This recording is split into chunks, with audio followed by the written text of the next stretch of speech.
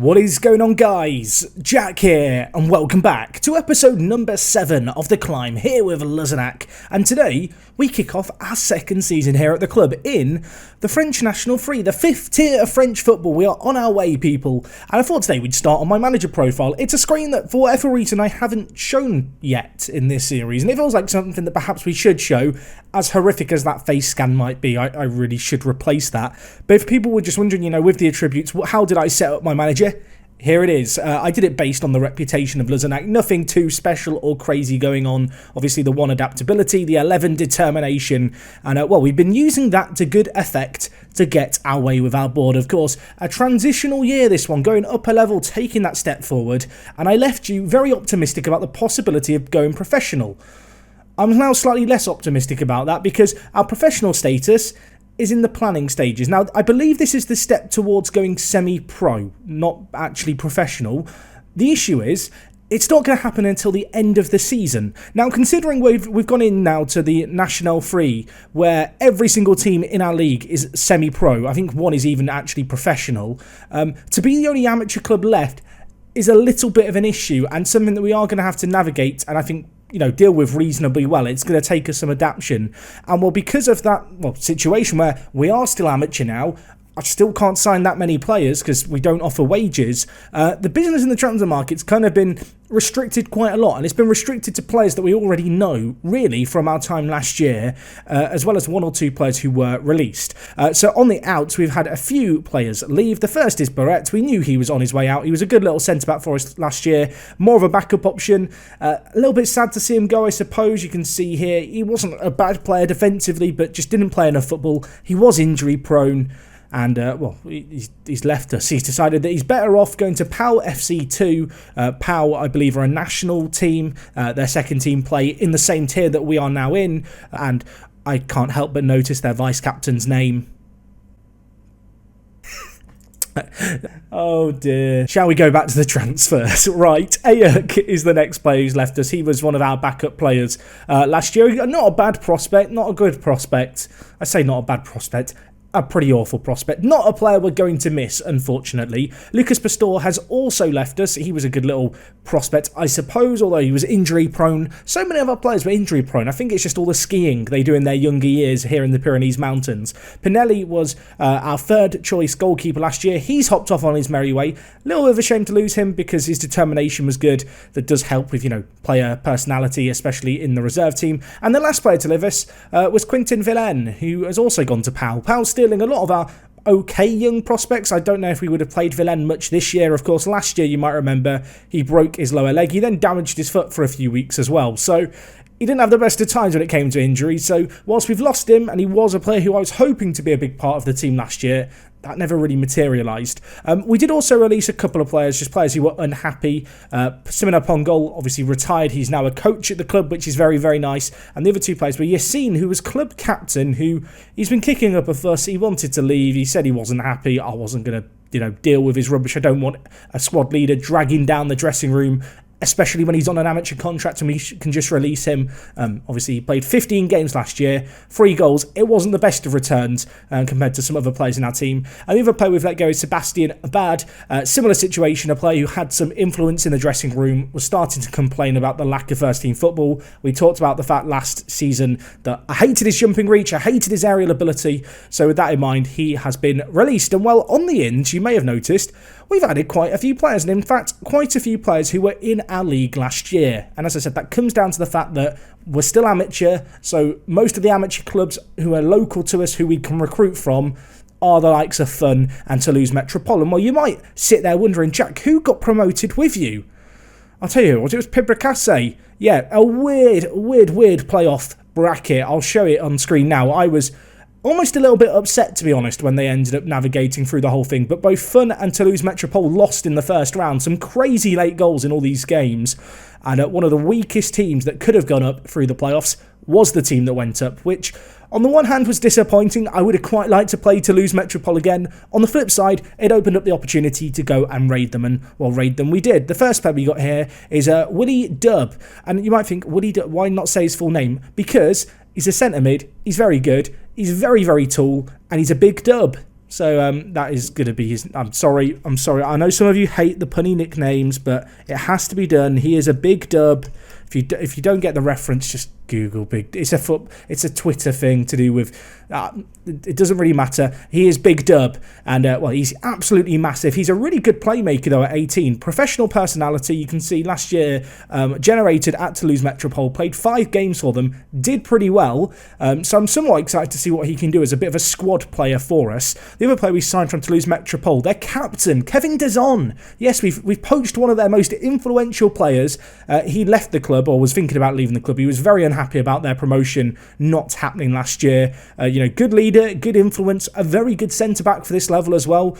He proved himself, capable last year. Quite excited and keen to see what he can do for us. And, from fun, we grabbed a couple of players, including their top goal scorer last year, Bryce Bufrizzi. We'll get there eventually. Bufrizzi Jack, it's not that difficult. You can see here, I would probably describe him as a mercenary, and I don't know if that would be that inaccurate, but 14 goals in 31 games with 9 assists is a really impressive return. He joins us. He will be probably second choice to Mutaki, a player who proved himself at a slightly lower level. I think he can probably make the step up, to be honest, although it's going to be tough this year with just the one automatic promotion spot. We also signed from them Oliver Guinner, who is a decent little centre-back, again, poaching players from the level around us. He's more of a backup player, to be honest, but not a bad little centre-back, but kind of limited. He does the defending stuff and not a lot else, which isn't really my kind of centre-back normally, but at this level, beggars can't be choosers. The last player that we signed from another club was actually a player we signed from our league of last year. He was playing for Saint Esteve, and it's this guy, Benjamin Guibert, who is a fantastic goalkeeper for this level. If we just compare him to Tyder, who was our first choice keeper last year, you can see the comparison here. I mean, the polygon kind of looks quite, drastic, I suppose, in terms of the difference between them.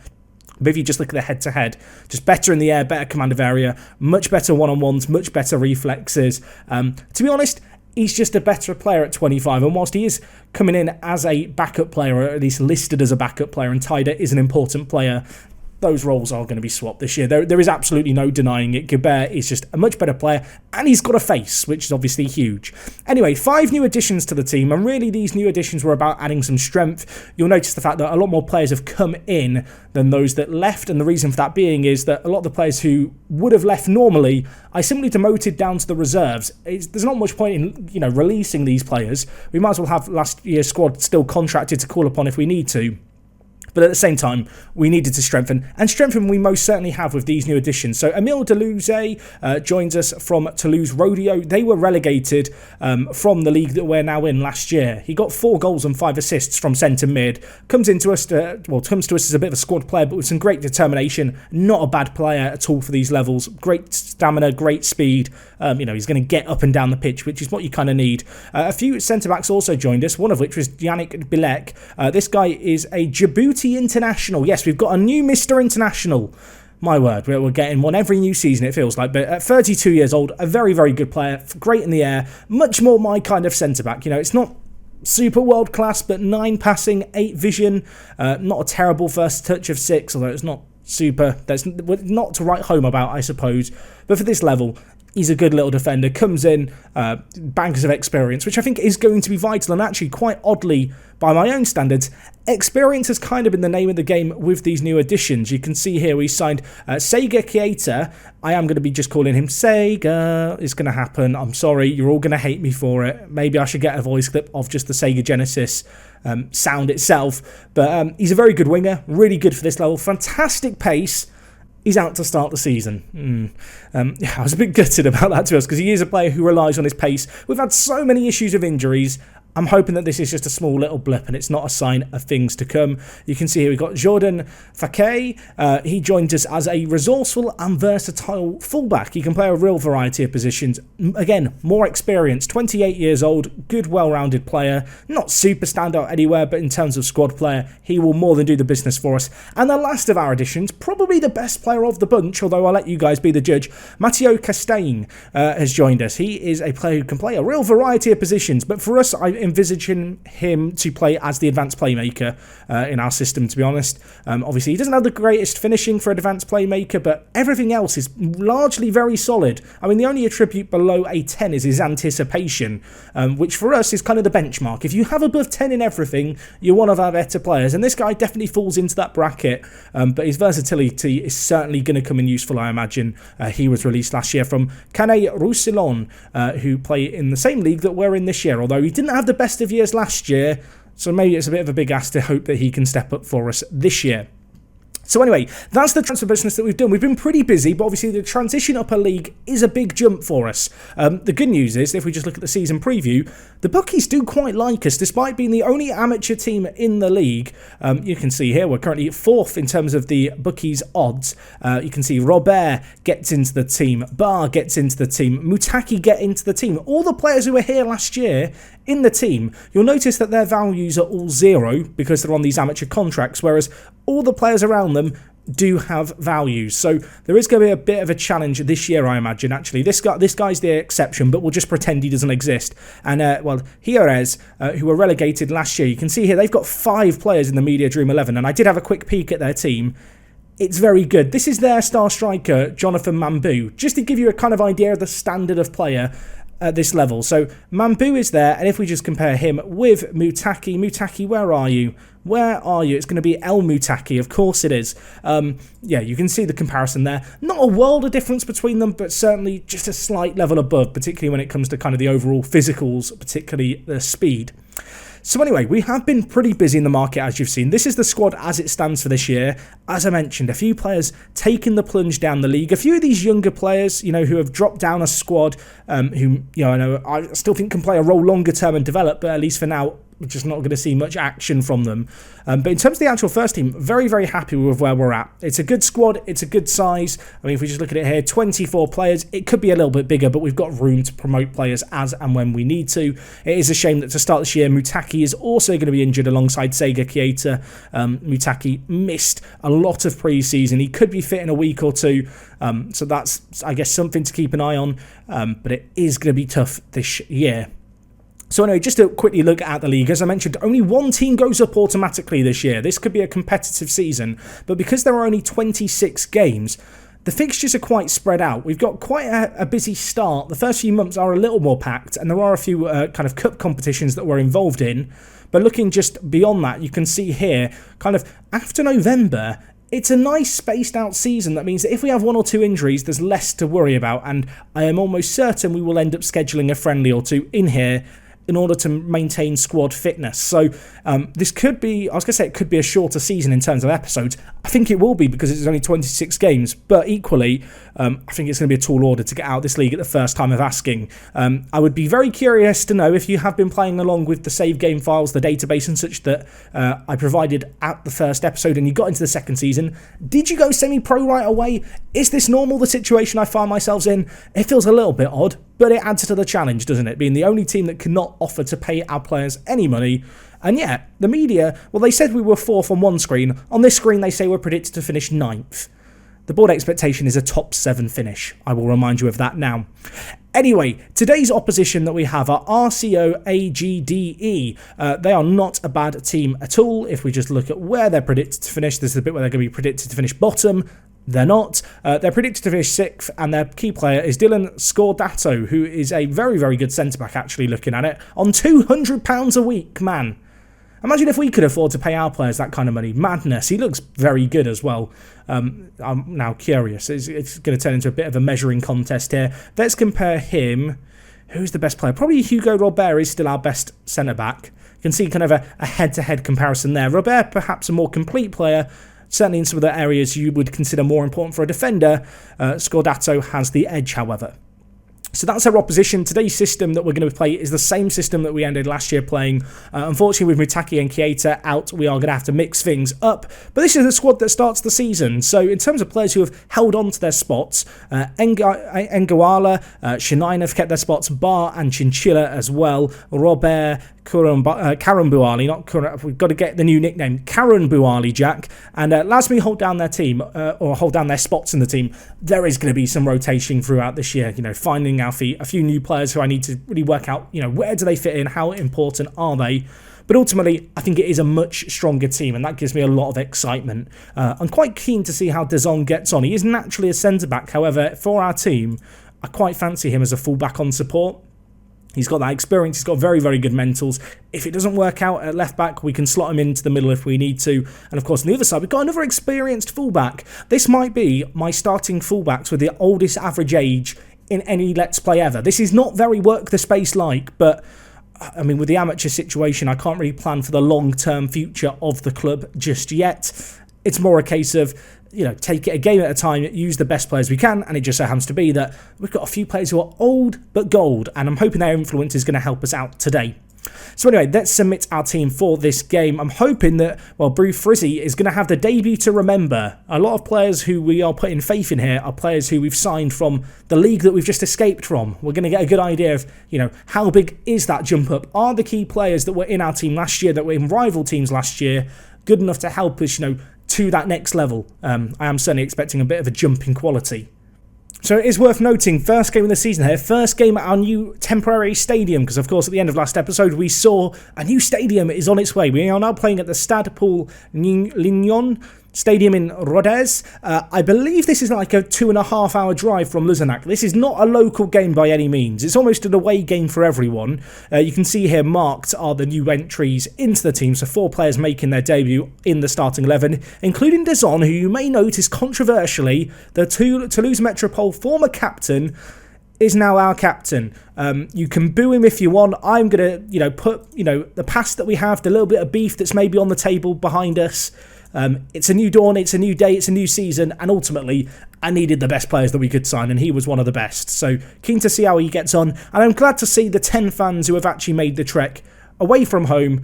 Well, technically it's a home game, but you know what I mean. Away to our new temporary home to witness the game today against RCO AGDE. I guess it's just AGD, but that doesn't sound right, does it? Anyway, big test for us, new league, new division, and with 20 minutes gone, we've not immediately conceded, although De Jong has picked up a yellow card, which is a little bit of a concern. You can see here, it's not been the most crazy of opening half an hours, everyone. The game perhaps bogged down a little more in the midfield. I do still want to try and play our previous season style of football where we look to dominate the ball, we look to control the game. Equally, with the step up in quality, that may be more difficult. It may be that we need to adapt to that and realise that, with the step up in quality, the fact that we don't have a better team than many of the other teams in this league, we have to adapt the way in which we approach things. Although, first half ends 0-0, they've not had a shot on target. So, I mean, despite not dominating the ball as much as last year, where we averaged 60% of possession, we have had a little bit more than them, and we've had significantly more in the way of chances, although we may have to look to up the tempo, push things up just a little bit as this game goes on. And in fact, I'm going to make a little early change here. I'm going to go slightly more direct in our play, slightly higher tempo. And well, we've got a set piece here, and it's going to be Castellang with it. Hits it, and it goes just wide. I mean, that's the first highlight we've had. It's not been a debut to remember, has it, after the first 65 minutes? And in fact, I think we may even look to make some changes. Boo Frizzy, I asked the question, could he step up on his debut? Could he fill the boots of Mutaki? Absolutely not, is the answer, unfortunately, today. I am going to take him off, and I'm going to bring in Nguala. I think, how do I want to approach this, actually? I need to think. Yeah, I think I get Nguala in. I then move Matteo Castellang to left attacking mid, cutting in on his right foot. And then we're going to bring in Big Dub at centre attacking mid. At 18 years old, I'm quite keen to see what this guy can do. I talked about the kind of 10 being that benchmark. If you have 10s in your attributes that you need for your role, that's good for our team. As far as advanced playmakers go, he kind of exceeds that a little bit. He is a little one-dimensional in his pet play, but I want to see what he can do. I'm just wondering about elsewhere. I feel like midfield, Chinchilla's not been good enough today. Let's bring in Deluze for his debut in the team. I've got one last sub, but I think for now we're going to hold on to it. And while straight away the changes happen, we have a chance, and it's Big Dub with it. Ball whipped in Shanine, now playing as a striker rather than out on the left-hand side. This is a change we made a few times last year, moving well, moving Nguala, sorry, to striker, not Shinine. And it never really worked out for us. But with the injury to El Mutaki, I don't really have a plan B when it comes to strikers if Boo Frizzy isn't scoring. I suppose we could bring in John Justin, but I don't know, he didn't really wow me last year, and he's really a last resort. And well, Shinine, it's a chance, smashed into the side net, and unfortunately for us. But we are dominating this game. I'm tempted to go for attacking now at this point. I feel like we are the team largely in control of this fixture. If a team's going to get the win, it's going to be us. Shinai whips in, back post, Lasmi heads just over the crossbar. He was hitting those in on target last season. I feel like the pressure of a new league is getting to him. Also, Karim Bouali, first game of the season at right back, down to 60% condition at 33 years old. Maybe his physicals are just starting to catch up on him. They've got a chance here. Lasmi, wake up, Lasmi, wake up, Lasmi. He's not waking up, but luckily for us, Gilbert is awake, he is alert, and on his debut with those better one-on-ones, the real reason that he's in the team is because he's better than Tyder at that exact situation. He makes the stop necessary. And it feels like a direct impact of bringing him in. You know, he is just better at one-on-ones than Tyder, makes a huge stop there, and that may well rescue us a point. Although, with 4 minutes of extra time, I still want to go for this, boys. I still want us to play on the front foot. Unfortunately, it is going to end 0-0, a game that we may look back on at the end of the season and go, man, we should have won that, we could have won that. On the day, though, a very even game. There wasn't a great deal in it. Didn't quite create enough opportunities, but with new players coming into the team, I feel like there is going to be a bit of a gelling period for us. You know, it's a new level. We need to kind of find our feet, work out exactly where we lie. You will notice that we do have a friendly against Toulouse, and the simple reason for that is that we've got a week between games, and I do want to keep a little bit of match fitness going. You can see here some of the other friendlies we had, although I don't tend to make a big deal out of them. It's worth just acknowledging they do exist. I do organise them. And to be honest, we might need to organise them just to maintain match fitness later on in the season. But anyway, guys, that's going to wrap up everything from me today. Stepping up into a new league. It was not quite the emphatic debut at this level that we were hoping for. But hopefully with Mutaki coming fit very, very soon, he's going to be a difference maker. In fact, I think he will maybe, just maybe, be fit for the next game of the season, which is pretty big for us because he is our big carrying player. In terms of when we'll be back next time, I think we may come back for the game either against Jerez or against Rodez. These are two teams who are very, very good. Both of them are playing at home. If we just look at the preview here, they're predicted to finish second. Jerez are predicted to finish third, but they were relegated. I don't know. I'm fancying Rodez... Aveyron? I think that's how Rodez Aveyron. Are we playing at their stadium at the moment? We are. Oh, it's a derby of some kind. I don't know how to describe the derby. We'll come back for that. It's a home game to us. It's in their own back garden. I'll see you guys then. I'm rambling on. It is me, Jack, and I will talk to you guys in a bit. I'm out.